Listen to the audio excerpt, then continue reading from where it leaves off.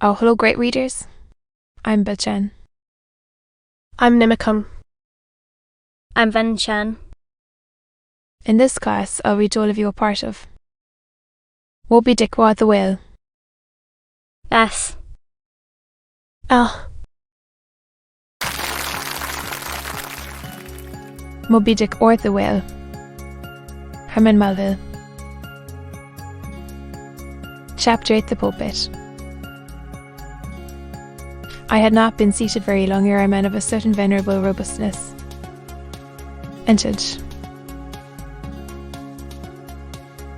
Immediately as the stone-potted door flew back upon admitting him, a quick regard flying of him by all the congregation sufficiently attested that this fine old man was the chaplain. Yes, it was the famous Father Maple, so called by the whalemen, among whom he was a very great favourite. He had been a sailor and a harpooner in his youth, but for many years past had dedicated his life to the ministry.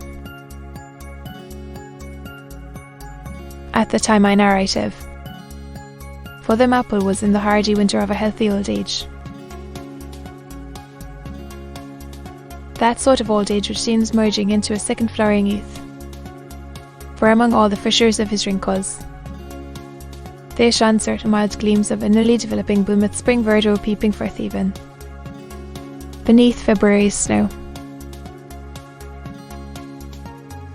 No one having previously heard his history could for the first time behold Father Maple without that most interest, because there were certain engraft clerical peculiarities about him, imputable to that adventurous maritime life he had led.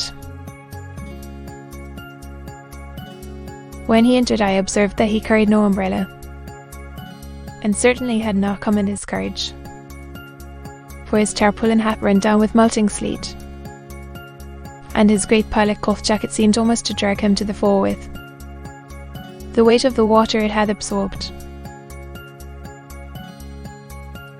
However, hat and coat and overshoes were one by one removed, and hung up in a little space in an adjacent corner.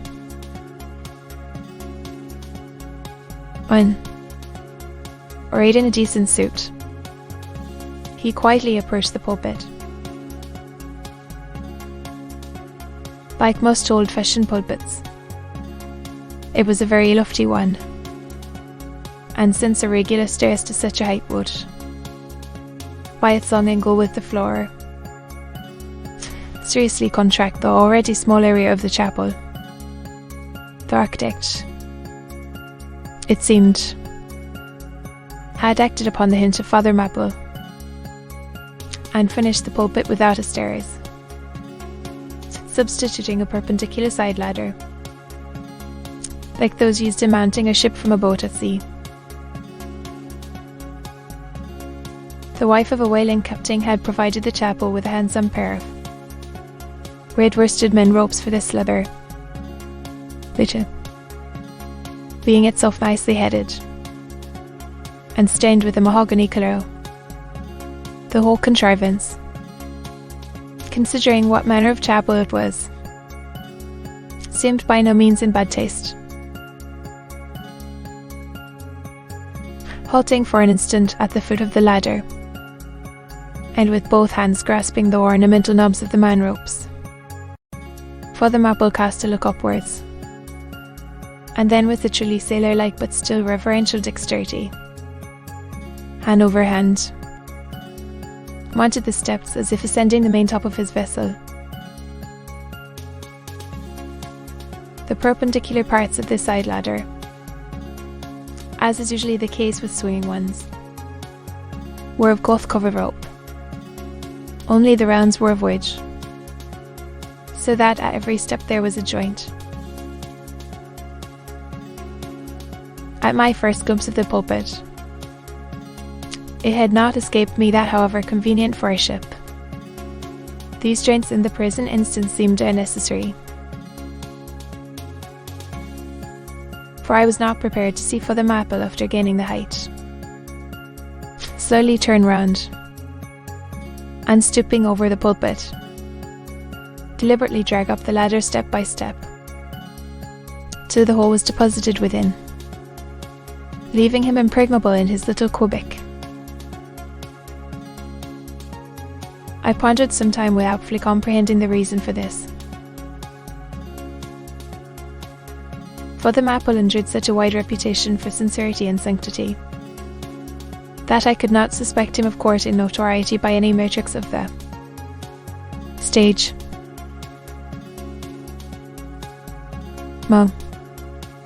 Thought I, there must be some sober reason for this thing.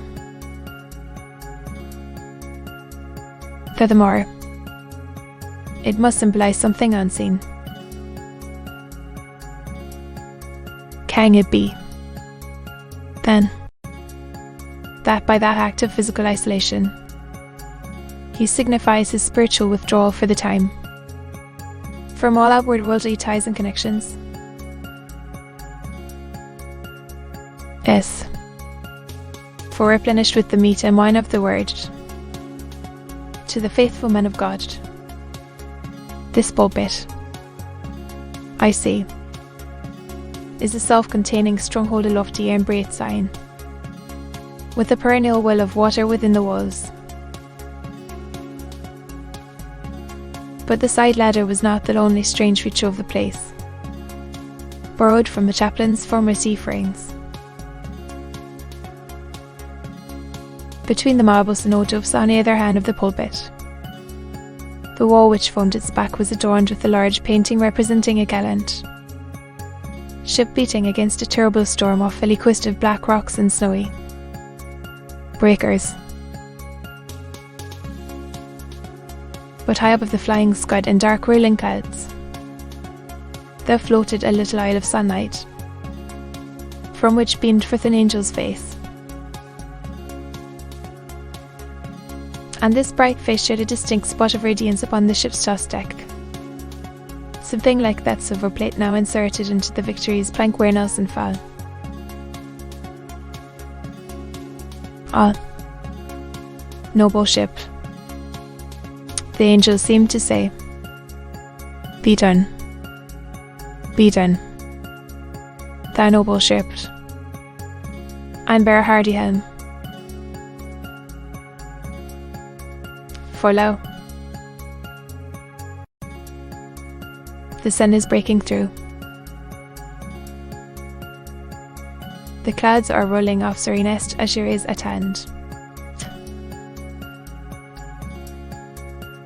More was the pulpit itself without a trace of the same sea taste that had achieved the ladder in the picture. Its panelled front was in the likeness of a ship's bluff bows, and the Holy Bible rested on a projecting piece of scrollwork, fashioned after a ship's fiddle-headed beak. What could be more full of meaning? For the pulpit is over this earth's foremost part. All the rest comes in its rear. The pulpit leads the world. From thence it is the storm of God's quick wrath is first to screech, and the bow must bear the earliest sprint. From thence it is the God of breezes fair or foul is first invoked for favourable winds.